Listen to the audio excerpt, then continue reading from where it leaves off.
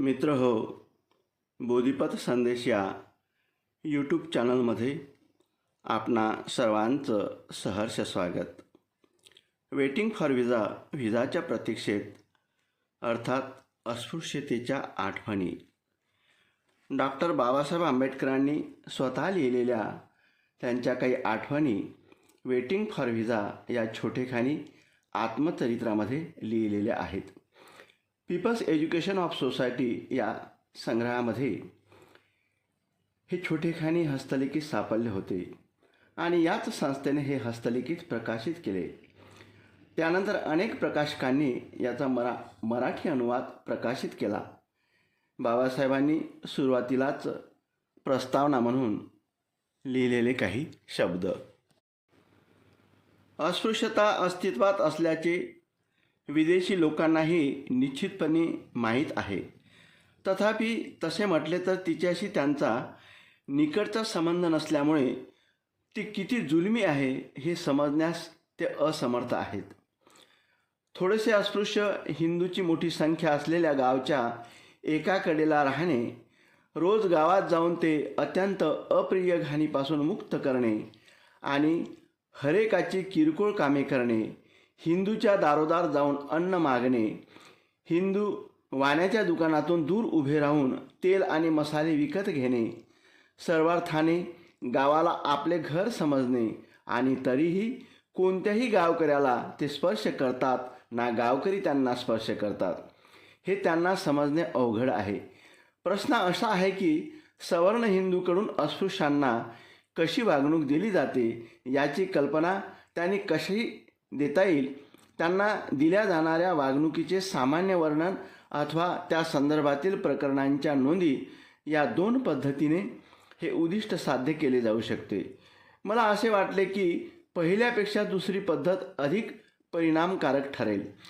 उदाहरणांची निवड करताना मी अंशतः माझ्या स्वतःच्या अनुभवांचा आधार घेतला आहे, तर काही प्रमाणात इतरांच्या अनुभवांचा आधार घेतला आहे. माझ्या स्वतःच्या जीवनात घडलेल्या प्रसंगापासून मी सुरुवात करतो. भाग 1. कोरेगाव येथील बालपणी केलेला बैलगाडीचा प्रवास. आमचे कुटुंब मूळचे मुंबई प्रांतातील रत्नागिरी जिल्ह्यात असलेल्या दापोली तालुक्याचे. ब्रिटिश ईस्ट इंडिया कंपनीचा अंमल सुरू होताच माझ्या वडिलांनी कंपनीच्या सैन्यात भरती होण्यासाठी आपले पिढीजात व्यवसाय सोडले होते. माझ्या वडिलांनीही कुटुंबाच्या परंपरेचा कित्ता गिरवला आणि सैन्यात नोकरी शोधली. ते अधिकारी पदापर्यंत बढती मिळवत गेले आणि सेवानिवृत्त होताना सुभेदार होते. निवृत्तीनंतर माझ्या वडिलांनी स्थायिक होण्याच्या हेतूने कुटुंबाला दापोलीला नेले, परंतु काही कारणास्तव माझ्या वडिलांनी आपला बेत रद्द केला. दापोली सोडून कुटुंब साताऱ्याला आणले. तिथे आम्ही 1904 राहिलो. मी नोंदवत असलेला तसेच मला आठवत असलेला पहिला प्रसंग आम्ही साताऱ्यात असताना साधारणपणे 1901च्या आसपास घडला. तेव्हा माझी आई वारलेली होती. माझे वडील तेव्हा तिकडे सातारा जिल्ह्यातील खटाव तालुक्यात कोरेगाव येथे नोकरीस होते. हजारोंच्या संख्येने मृत्युमुखी पडत असलेल्या दुष्काळग्रस्त लोकांना रोजगार देण्यासाठी मुंबई प्रांतांच्या सरकारने सुरू केलेल्या तलाव खोदण्याच्या कामावर ते रोखपाल म्हणून काम करीत होते. माझे वडील जेव्हा कोरेगावला गेले तेव्हा त्यांनी मला, माझ्या थोरल्या भावाला आणि माझ्या वारलेल्या थोरल्या बहिणींच्या 2 मुलांना माझी आत्या आणि काही दयाळू शेजाऱ्यांच्या स्वाधीन केले होते. माझी आत्या अत्यंत दयाळू होती, परंतु आम्हाला तिचा कुठलीच मदत होत नव्हती. तिची वाढ खुंटलेली होती, काहीशी ठेंगू होती आणि तिला पायाचा काही जरा विकार होता. त्यामुळे तिला कुणाच्या तरी मदतीशिवाय चालणे अतिशय कठीण होत असे. अनेकदा तिला उचलून न्यावे लागे. मला बहिणी होत्या. विवाह होऊन त्या आपल्या सासरी राहत होत्या. विशेषतः स्वयंपाकाच्या बाबतीत आमची समस्या झाली होती, कारण आमची आत्या अधूपणामुळे स्वयंपाक करू शकत नव्हती. आम्ही मुले शाळेतही जात आणि स्वयंपाकही करत. आम्हाला भाकरी करता येत नव्हती, म्हणून आम्ही पुलावावर गुजराण करीत होतो. तांदूळ आणि मटण मिसळण्यापलीकडे कशाचीच आवश्यकता नसल्यामुळे तयार करण्यासाठी आम्हाला तो सर्वात सोपा पदार्थ वाटला. रोखपाल असल्यामुळे आमचे वडील आपली जागा सोडून आम्हाला भेटण्यासाठी साताऱ्याला येऊ शकत नव्हते. म्हणून कोरेगावला जाऊन त्यांच्यासोबत उन्हाळ्याच्या सुट्ट्या घालविण्यासंबंधी त्यांनी आम्हाला पत्र लिहिले. तोपर्यंत आम्ही कुणीच रेल्वे पाहिलेली नसल्याने या संभावनेमुळे आम्ही मुले अत्यंत उत्तेजित झालो होतो. तयारी जोरदार सुरू होती. प्रवासासाठी इंग्रजी बनावटीचे सदरे, जडवाच्या टोप्या, नवे बूट आणि रेशीमकाठी धोतरे मागविली होती. माझ्या वडिलांनी मला प्रवासासंबंधीचा सगळा तपशील दिला होता. आम्हाला स्टेशनवर भेटून कोरेगावला नेण्यासाठी त्यांना शिपाई पाठवता यावा म्हणून आम्ही कोणत्या दिवशी निघणार ते त्यांनी कळवायला सांगितले होते. या व्यवस्थेनुसार मी, माझा भाऊ आणि माझ्या एका बहिणीच्या मुलांनी सातारा सोडले. आत्याला आम्ही तिची काळजी घेण्याचा शब्द दिलेल्या शेजाऱ्यांच्या स्वाधीन केले होते. रेल्वे स्टेशन आमच्या घरापासून 10 मैल अंतरावर होते, म्हणून आम्हाला स्टेशनवर नेण्यासाठी टांगा ठरवला होता. खास या प्रसंगासाठी केलेले नवे कपडे परिधान करून आम्ही अत्यंत आनंदात घर सोडले. तिकडे आमच्या वियोगाच्या अतीव दुःखाने विलाप करत आत्या जवळपास धाराताई झाली होती. आम्ही स्टेशनवर पोचल्यावर माझ्या भावाने तिकिटे काढली आणि मला व माझ्या बहिणीच्या मुलांना आमच्या मर्जीप्रमाणे खर्च करण्यासाठी प्रत्येकी 2 आणे दिले होते. आम्ही तात्काळ चंगळ सुरू केली आणि लेमन सोड्याची प्रत्येकी 1 बाटली मागवली. थोड्या वेळात शिट्टी वाजवत रेल्वे आली आणि खालीच राहून जाऊ या भीतीपोटी शक्य तितक्या त्वरेने आम्ही आत चाललो. कोरेगावच्या सगळ्यात जवळचे स्टेशन असलेल्या मसूरला उतरावे असे आम्हाला सांगण्यात आले होते. ट्रेन मसूरला साधारणतः सायंकाळी 5 वाजता पोहोचली आणि आम्ही आमचे सामान घेऊन खाली उतरलो. ट्रेनमधून उतरलेले सगळे प्रवासी काही मिनिटातच आपापल्या ठिकाणी निघून गेले. वडिलांची अथवा त्यांनी पाठवण्याचा शब्द दिलेल्या नोकराची वाट पाहत आम्ही 4 मुलेच फलाटावर आलो होतो. आम्ही खूप वेळ वाट पाहिली, परंतु कुणीही आले नाही. 1 तास झाला आणि मग स्टेशन मास्तर विचारपूस करण्यासाठी आले. त्याने आम्हाला आमची तिकिटे दाखवायला सांगितली. आम्ही ती त्यांना दाखविली. आम्ही तिथे का रेंगाळत होतो असे त्यांनी विचारले. आम्ही त्यांना सांगितले की आम्हाला कोरेगावला जायचे होते. आम्ही वडिलांची किंवा त्यांच्या नोकराची वाट पाहत होतो, परंतु दोघांपैकी कुणीही आले नाही आणि कोरेगावला कसे जायचे ते आम्हाला माहिती नाही. आम्ही व्यवस्थित कपडे परिधान केलेली मुलं होतो. आमच्या कपड्यावरून अथवा बोलण्यावरून आम्ही अस्पृश्यांची मुले आहोत हे कुणीही ओळखणे शक्य नव्हते. आम्ही ब्राह्मण मुले असल्याची स्टेशन मास्तरला पक्की खात्री होती आणि आमची दयनीय अवस्था पाहून त्यांना अत्यंतिक कळवळा वाटला. हिंदूच्या नेहमीच्या पद्धतीप्रमाणे आम्ही कोण आहोत असे स्टेशन मास्तरने आम्हाला विचारले.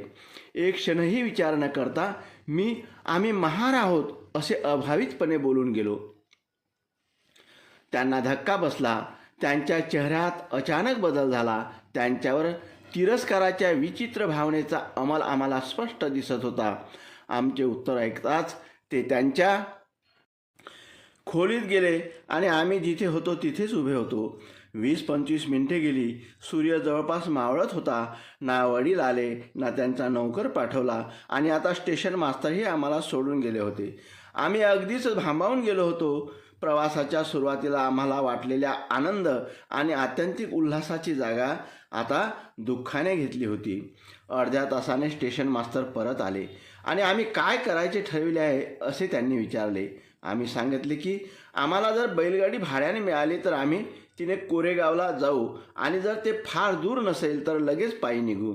तिथे भाड्याने ये जा करणाऱ्या बैलगाड्या बऱ्याच होत्या.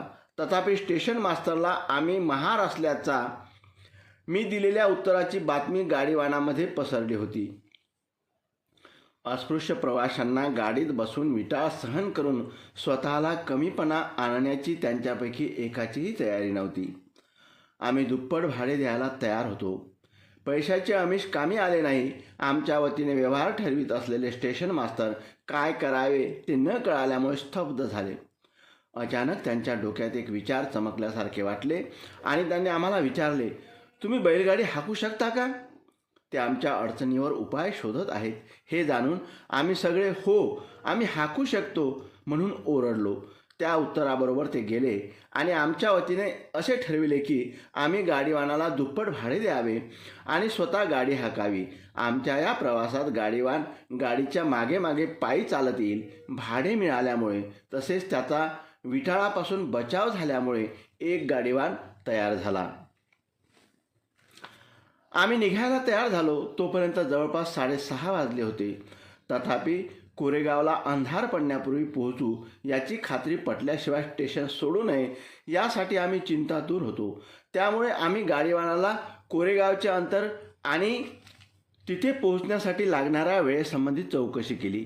त्याने खात्री दिली की 3 तासापेक्षा जास्त वेळ लागणार नाही. त्यांच्या शब्दावर विश्वास ठेवून आम्ही आमचे सामान गाडीत चढवले. स्टेशन मास्तरचे आभार मानले आणि गाडीत बसलो. आमच्यापैकी एकाने कासरा हाती घेतला आणि गाडी हाकलली. गाडीवान आमच्या बाजूने चालू लागला. स्टेशनपासून जवळच एक नदी वाहत होती. अधूनमधून असलेली पाण्याची छोटी डबकी वगळता नदी पूर्णतः कोरडी होती. गाडीवानाने असे सुचवले की पुढे रस्त्यात पाणी मिळण्याची शक्यता नसल्याने तिथेच थांबून जेवून घ्यावे. आम्ही सहमत झालो. गावात जाऊन जेवण्यासाठी त्याने त्याच्या भाड्यातून काही रक्कम मागितली. माझ्या भावाने त्याला ती दिली आणि लगेच येतो असे सांगून तो गेला. आम्हाला खूप भूक लागली होती आणि काही खाण्याची संधी चालून आल्यामुळे आम्हाला आनंद झाला होता. शेजारच्या बायकांना मदतींना झुंपून आत्याने आम्हाला वाटेत खाण्यासाठी चांगले पदार्थ करून दिले होते. डब्यांची करंडी उघडून आम्ही जेवण सुरू केले. आम्हाला काही गोष्टी धुण्यासाठी पाणी हवे होते. आमच्यापैकी एक जण नदीच्या पात्रातील जवळच्या डबक्याकडे गेला, परंतु ते पाणी नव्हतेच. ते तिथे पाणी पिण्यासाठी येणाऱ्या गायी, म्हशी आणि इतर गुरांच्या शेणमूत्र आणि चिखलामुळे घट्ट झालेले होते. खरे तर ते पाणी मानवी वापरासाठी नव्हतेच. काहीही असो, पाण्याची दुर्गंधी एवढी तीव्र होती की आम्ही ते पिऊ शकलो नाही. म्हणून पोट भरण्यापूर्वीच आम्हाला जेवण बंद करून गाडीवान येण्याची वाट पाहत बसावं लागले. तो बराच वेळ आलाच नाही आणि आम्ही त्याला चाहू दिशांना शोधत होतो. शेवटी तो आला आणि आम्ही आमचा प्रवास सुरू केला. 4-5 मैल जाईपर्यंत आम्ही गाडी हाकत होतो आणि तो पायी चालत होता. नंतर त्याने अचानक गाडीत उडी मारली आणि आमच्या हातून कासरा घेतला. विटाळ होण्याच्या भीतीने गाडी भाड्याने देण्याची नाकारणाऱ्या माणसाने धर्माज्ञा न पाळण्याची टोचणी बाजूला सारून त्याच गाडीत आमच्या सोबत बसण्यास संमती द्यावी हे त्याचे वर्तन आम्हाला विचित्र वाटले. तथापि आम्ही त्याला या मुद्द्यावर प्रश्न विचारण्याचे धाडस केले नाही. आम्ही शक्य तेवढ्या लवकर कोरेगावला पोहोचण्यासाठी चिंतातूर होतो. तसेच काही काळ गाडी चालत राहण्यातच आम्हाला अधिक रस होता. परंतु लवकरच आमच्या भोवती अंधार पसरला.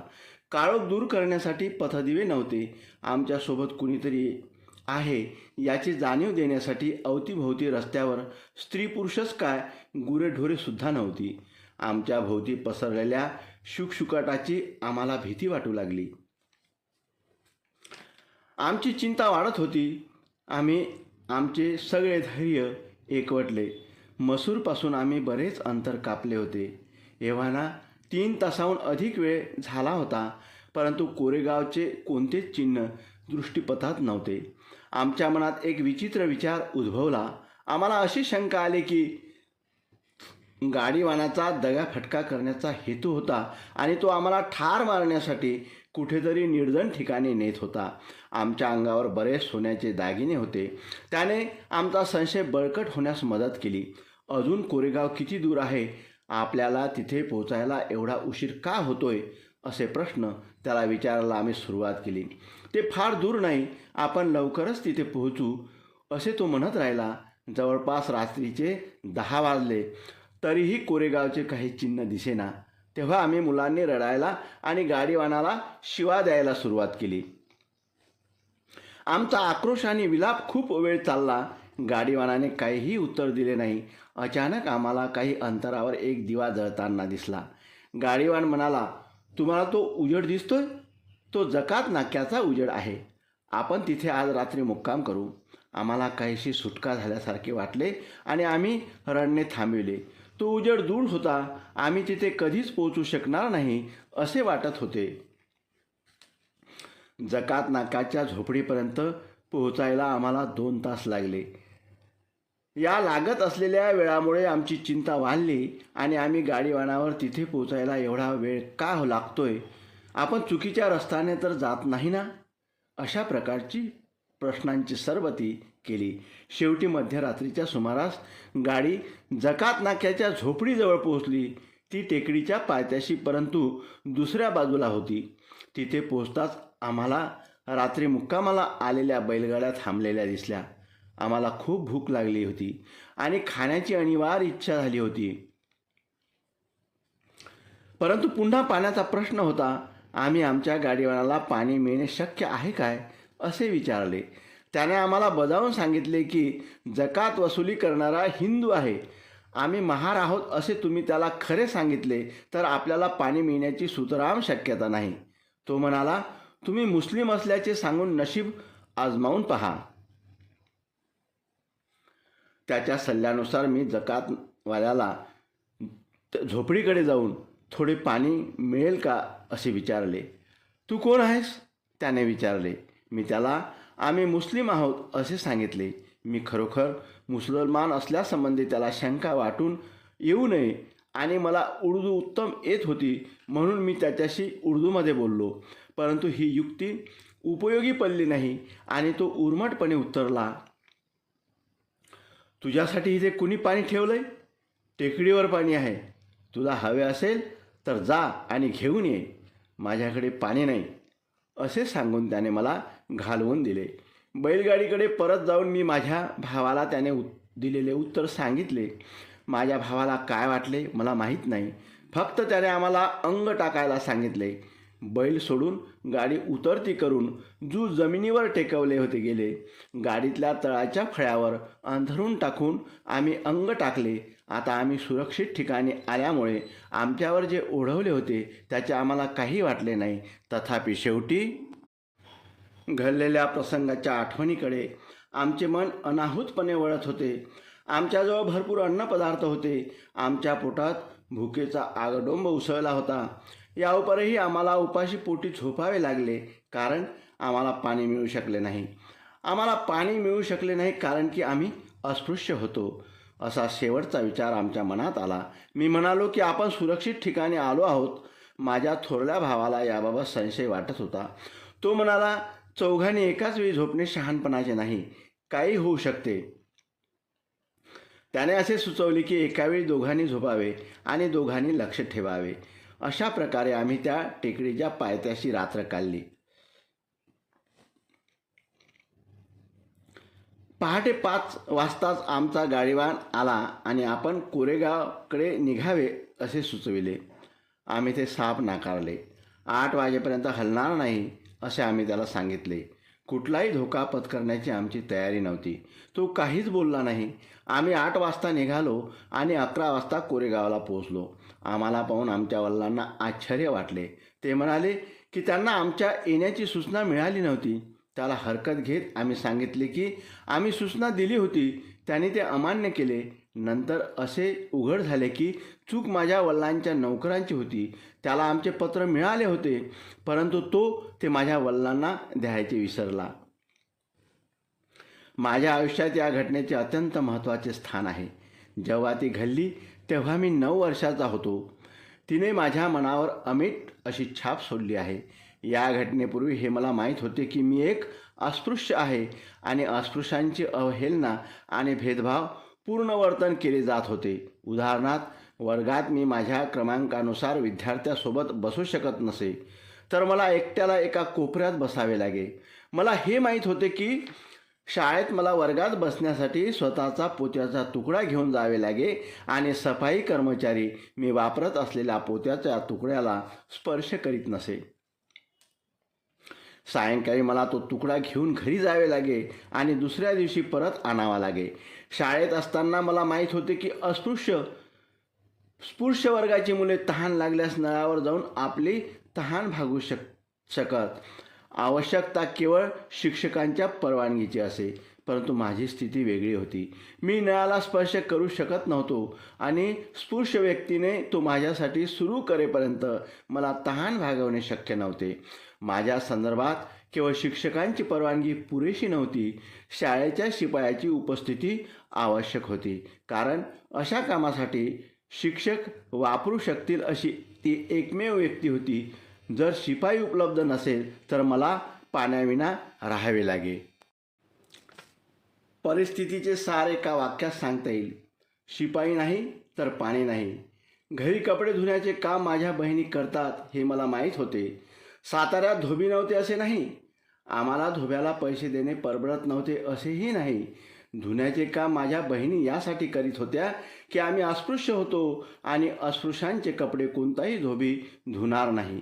माझ्यासकट मुलांचे केस कापण्याचे काम आमची थोरली बहीण करीत होती. आमच्यावर सराव करून ती अगदी कुशल नावी बनली होती. असे नाही की साताऱ्यात नावी नव्हते अथवा त्यांना पैसे देणे आम्हाला परवडत नव्हते. केस कापण्याचे काम माझी बहीण करत असे.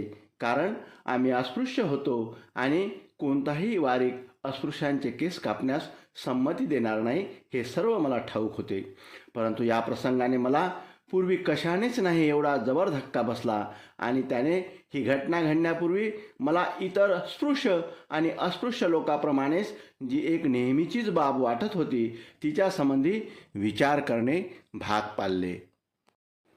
मित्रहो, बडोदा येथील भयंकर प्रसंग आपण भाग 2 मध्ये बघणार आहोत. धन्यवाद.